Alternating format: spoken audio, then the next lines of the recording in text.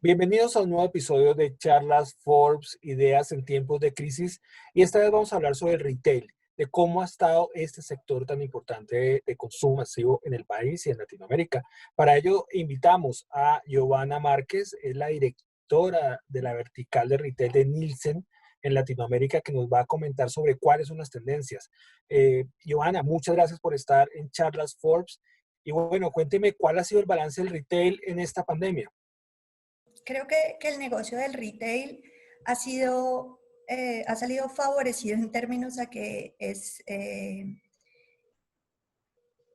las pocas cosas que la gente necesitaba comprar y podía comprar, ¿sí? Porque, digamos, hay varios aspectos.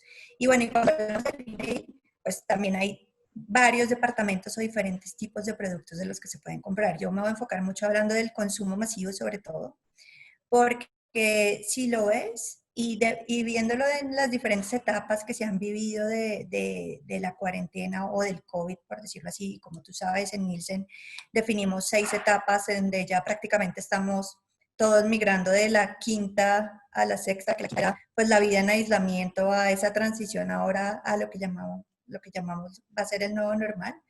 Pero en términos generales el consumo masivo hubo unos crecimientos increíbles. Vamos a ver también en los diferentes formatos, hubo comportamientos diferentes en general. Y como te decía, dependiendo de la etapa de la pandemia, unas categorías salían más favorecidas que otras, ¿sí? Entonces, por ejemplo, salió el 11 de marzo, que fue el día en que la Organización Mundial de la Salud declaró el COVID como pandemia. Pues todo el mundo salió a comprar, pues pensando en que íbamos a estar encerrados sin poder salir, entonces a comprar canasta básica, ¿sí? Y nuevos productos que empezaron a formar parte de esa canasta básica. O sea, el gel antibacterial, los tapabocas, pañitos húmedos, como todo esta parte de prevención y de cuidado personal, ¿sí? Antes de eso hubo un pico más en las compras de productos más asociados a la salud.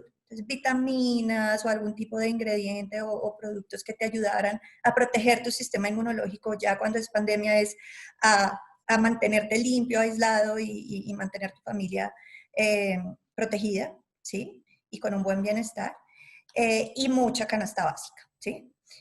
Pues van pasando las semanas de este aislamiento en el que ya llevamos casi 3, 4 meses, dependiendo del país y cuando haya iniciado.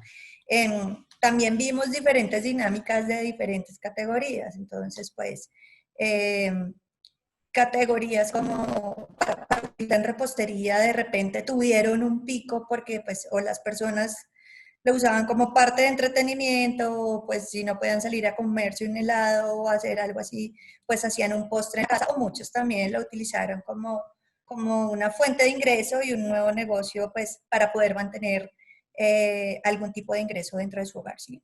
Entonces, y las categorías de lo que nosotros llamamos el non-food, muy al comienzo,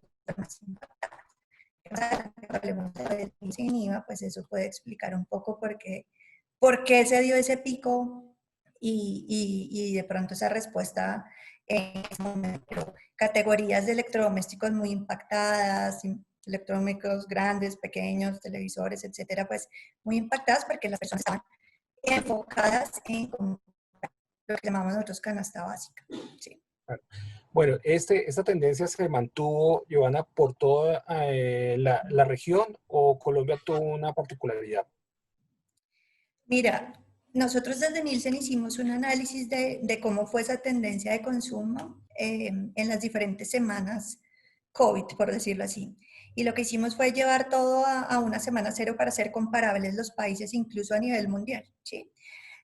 Porque lo primero que te puedo decir es, esto fue un patrón mundial, no fue algo particular de un país o de una región, sino mundial. Nosotros pegamos las curvas de China, de España, de Italia, de países como Indonesia, que pueden ser un poco más similares a nosotros en términos de estructura de canales y de estructura poblacional. Y si tú las analizas y las pegas todas, el patrón es clarísimo, ¿sí? En la etapa 3, que es esa preparación para la cuarentena, que fue cuando todo el mundo se volcó a los supermercados antes de que cerraran, se dan picos impresionantes. Obviamente la proporción del crecimiento varía por inflaciones y por otros temas de los diferentes países.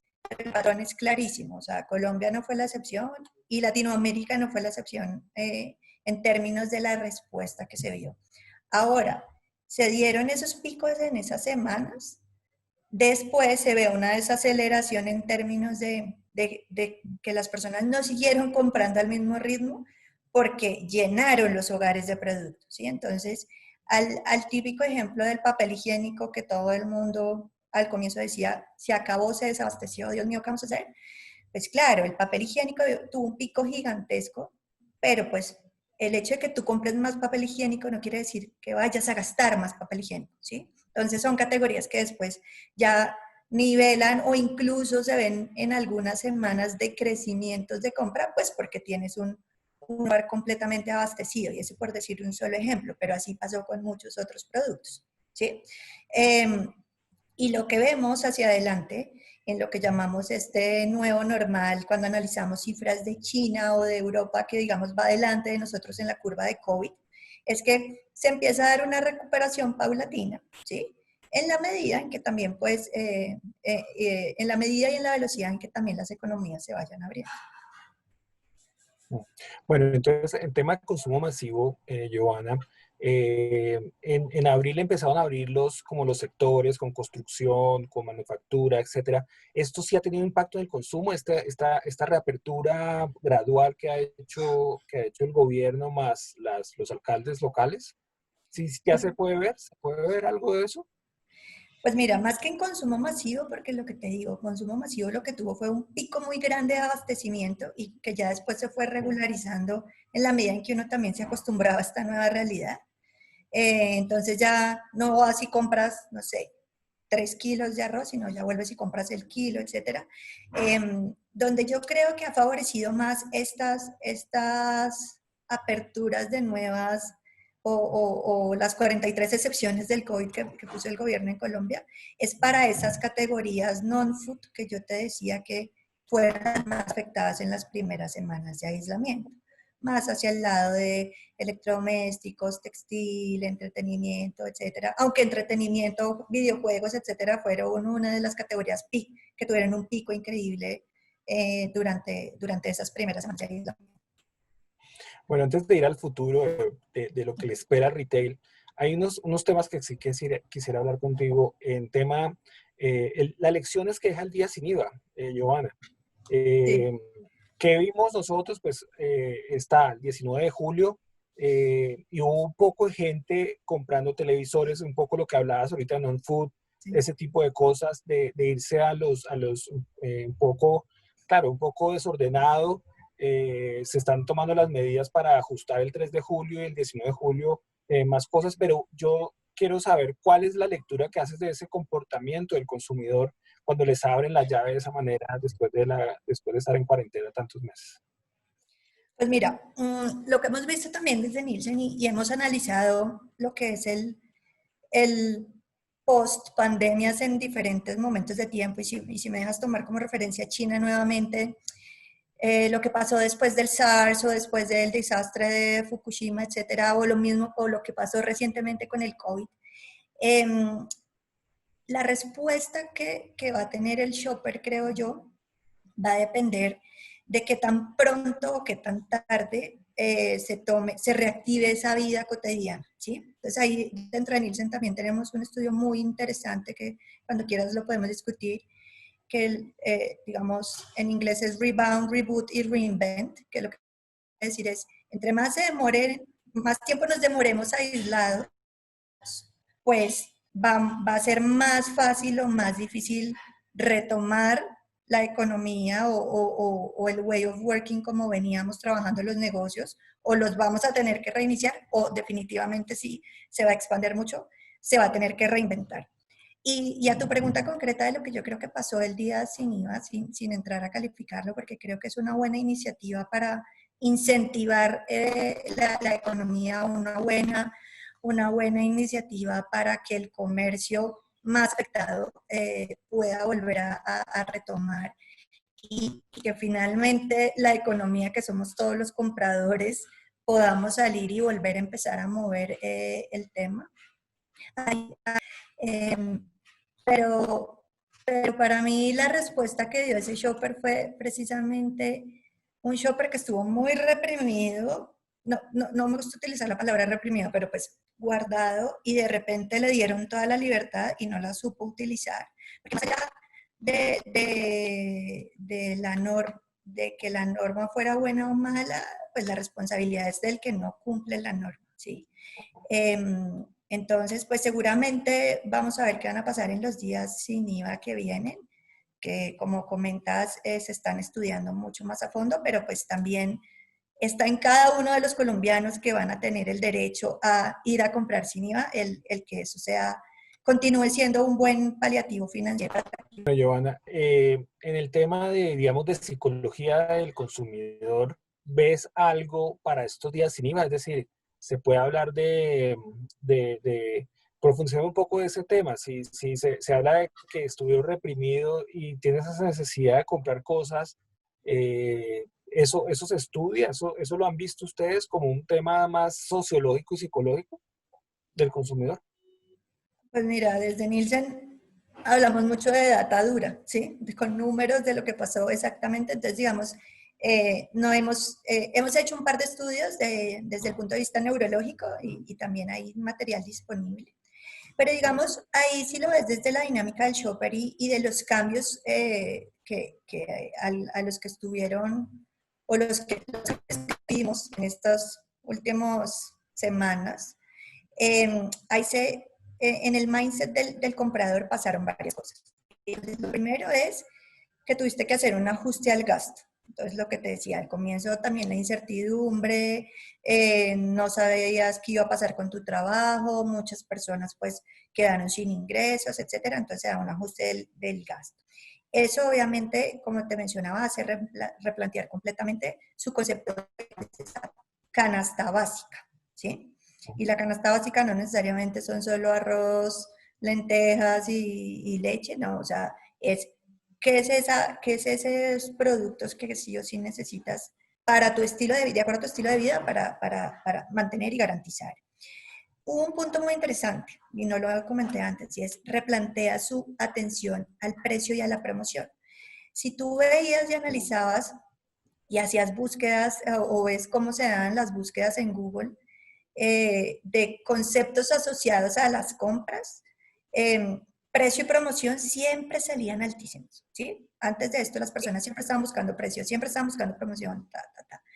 Llega la pandemia y eso se cae, o sea, deja de ser un driver de compra importantísimo, o al menos posicionado en la mente como uno de los drivers más fuertes, y entran pues otras cosas a formar parte de ese top of mind de ese comprador, ¿sí? Se empiezan a buscar más temas asociados a bienestar, a salud, a home office, a entretenimiento en casa. Entonces, si tú lo ves y te compartiré el material, es un switcheo completo de las prioridades de búsqueda de un shopper que pues obviamente es un reflejo de lo que está dando.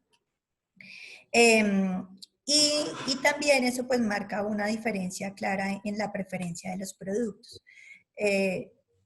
Vimos y seguiremos viendo una preferencia a productos locales, no solo por el arraigo y por el tratar de ayudar a que la economía local se reactive, sino también pues porque por fronteras cerradas mucho tiempo pues también seguramente hubo algún tema de logística para poder tener disponibilidad de productos importados.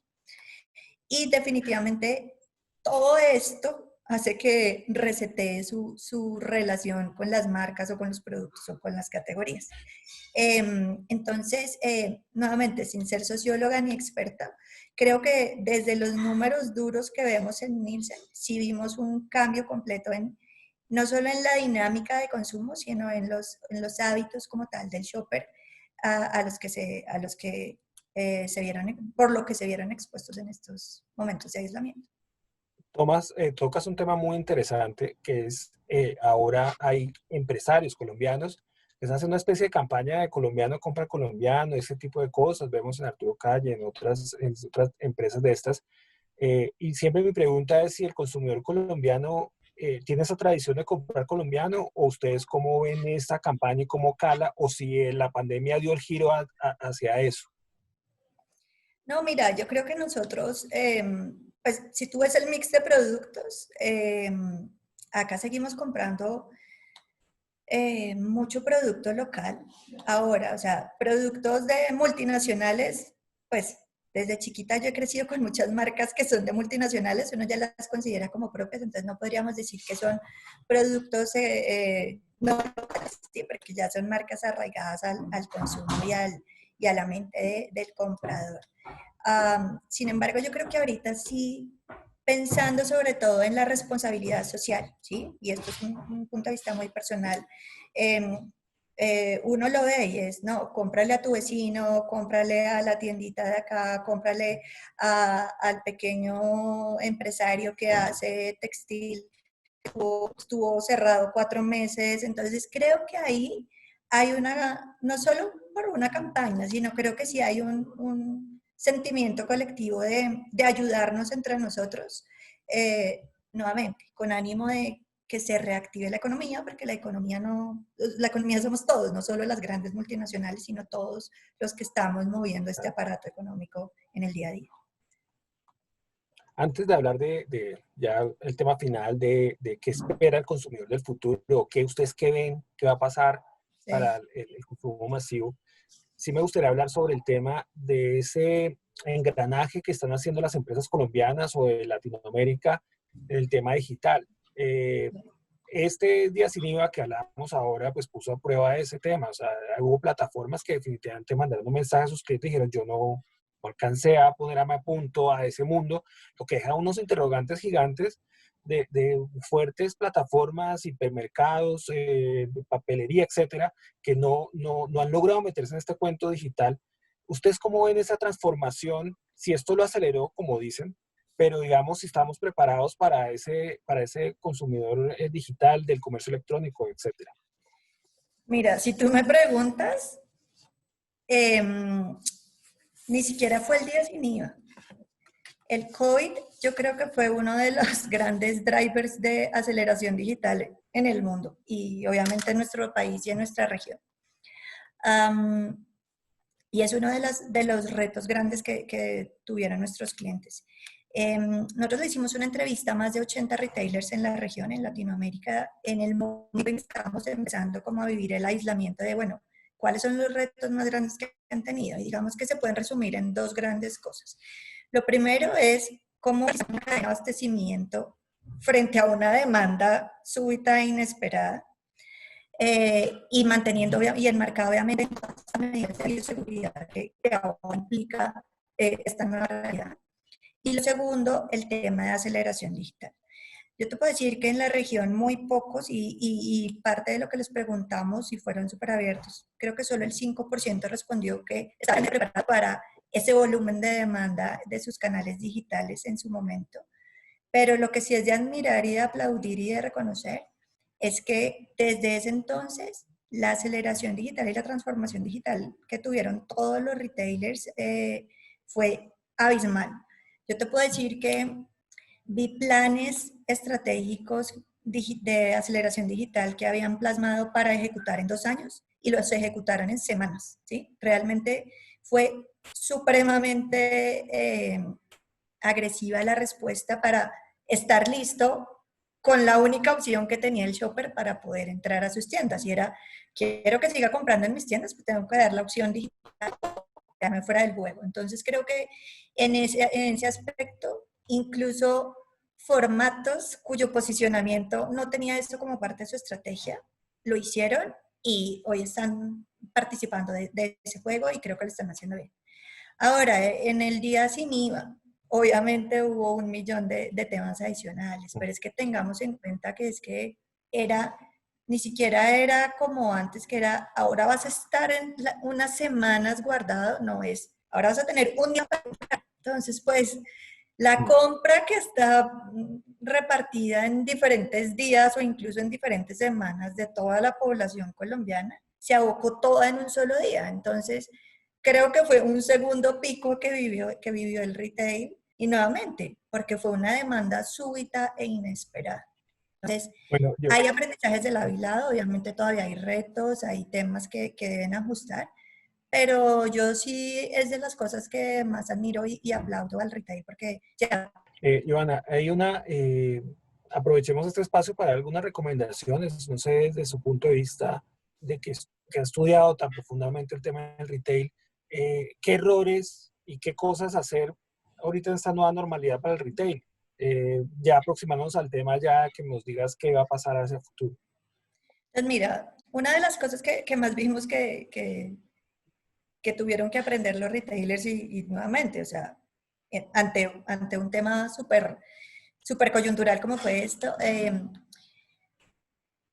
mantener el equilibrio entre sus canales offline y online, ¿sí? Porque lo que hablamos, o sea, el online se disparó, una nueva demanda por allá, entonces, pero pues seguían pidiéndoles domicilios a sus tiendas físicas y la gente seguía yendo a sus tiendas físicas pues con un menor. Entonces, ¿cómo equilibran esto? Sobre todo para seguir manteniendo la buena experiencia de compra al comprador, o sea, en una página web, en una aplicación en su celular o en la tienda.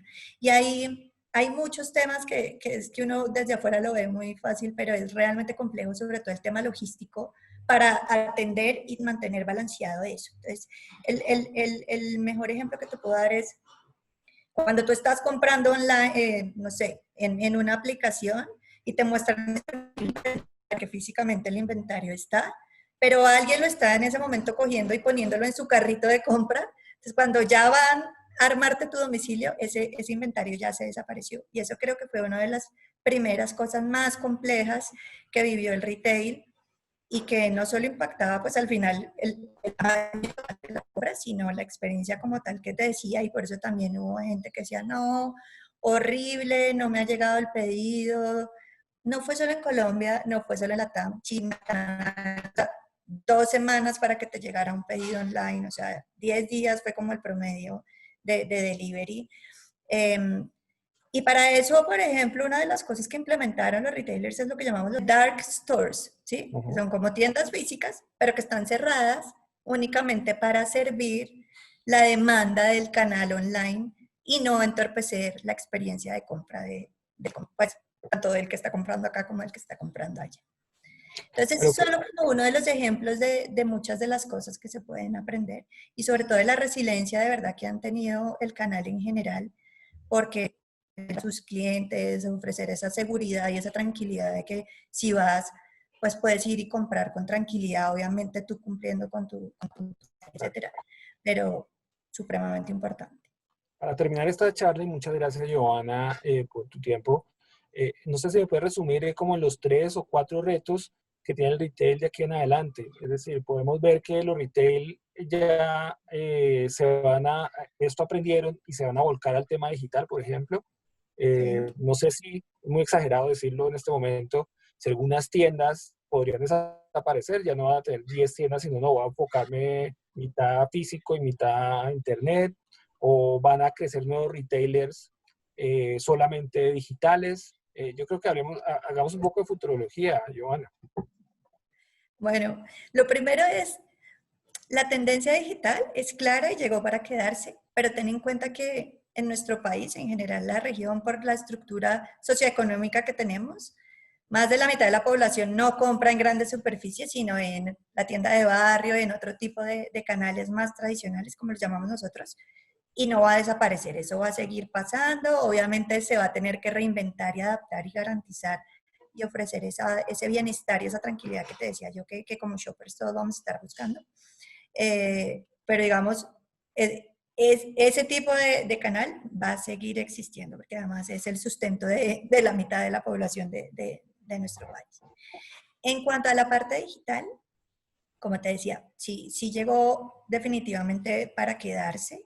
Seguramente los planes estratégicos que todos hicimos a finales del año pasado y que en enero estaban todos se rompieron y se están replanteando en este momento. Y seguramente la parte digital cobró una importancia muy importante y te lo decía hace un momento. Incluso en nuestros formatos que por su convicción nunca hubieran pensado en participar, en ser expertos. Hay un punto súper importante que nosotros hemos hecho mucho énfasis, que tenemos que pensar no solo desde el retail, sino todos los negocios, la industria, etcétera, de cómo vamos a servir a este shopper, ¿sí? O sea, nosotros seguimos siendo los mismos, pero estuvimos expuestos a una experiencia que nos cambió nuestros hábitos y nuestros comportamientos, y muchos de esos se van a quedar. Pero además, si tú piensas en segmentar a ese shopper de la forma más básica, ¿sí? Y el poder adquisitivo, en este momento van a haber shoppers que tienen poder adquisitivo, otra porción muy importante que no tienen o que tienen bajo poder adquisitivo, pero surge un tercer grupo que creo que pocos hemos explorado, y es los que tenían y ahora no van a tener, ¿sí? Entonces, ahí es un reto también muy importante, como te digo, no solo para el retail, sino para las marcas, para la industria, para todos los negocios en general, ver cómo vamos a servir esa porción de clientes que tienen hábitos y gustos muy similares al primer grupo, ¿sí? No tienen los subsidios ni las ayudas que tienen el segundo grupo, y que seguramente no van a abandonar sus preferencias de compra inmediatamente, sino que van a replantear y van a ser mucho más exigentes con el value for money de cada cosa que van a estar invirtiendo. Y eso sí es general para cualquier shopper. O sea, creo que ahora es cuando más estamos retados como marcas o como negocio a demostrar ese valor por el dinero que nos está pagando el shopper por cada uno de los productos o servicios que ofrecemos. Bueno, Giovanna, ya para terminar y brevemente, ¿qué pasó con el tema de low cost, perdón, de hard discount, con esta crisis? ¿Se fortaleció? Pues mira, es un formato que en Colombia trae una dinámica muy interesante. Es uno de los formatos que te decía, creo que nunca hubieran pensado en tener una estrategia digital, y fueron uno de los que más rápido la adoptó, ¿sí? Eh, Seguramente siguen con una dinámica positiva porque además tienen una ventaja, y es que tienen un alto nivel de presencia, ¿sí? Tienen muchas tiendas, entonces tienen mucha dispersión y apalancada, mantenerse cerca de sus compradores. Entonces, sin decir si ganó o perdió, seguramente al igual que los demás retailers, al poder apalancar esas dos cosas, la dinámica que veníamos viendo se debió mantener sin problema. Bueno, Giovanna, te agradezco mucho estos minutos que nos diste para hablar sobre el retail en Colombia en momentos de pandemia. Y bueno, muchas gracias, Giovanna, por este tiempo. Bueno, no, a ti por la invitación. Gracias a todos. Muchas gracias, Giovanna, por esta información, por este análisis que hace sobre el retail en épocas de la pandemia. Los invitamos a todos ustedes a revisar en nuestra página Forbes.co y en nuestro canal de YouTube toda la serie de charlas Forbes. Muchas gracias.